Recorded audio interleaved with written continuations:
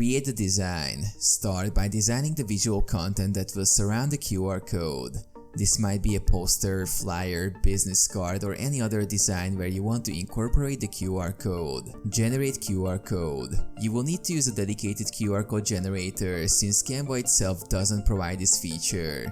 There are various free QR code generators available online, such as qrcodegenerator.com or qrstuff.com. Go to one of these websites. Choose QR code content. Select what the QR code will link to, whether it's a website, contact information, text, or something else. Enter the relevant details. Customize QR code. Some QR code generators allow you to customize the design of the QR code, such as color and size. You can match it with your Canva design. Generate QR code. Click the Generate or Create QR code button on the generator website. It will generate the QR code for your specified content. Download QR code. Download the QR code image to your computer. Add QR code to Canva design. Go back to your Canva design and insert the downloaded QR code image into your design by using the Uploads feature. Adjust size and position.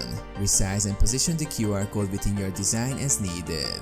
Export and print. Once your design is complete with the QR code, you can export it as a digital file or print it depending on your requirements.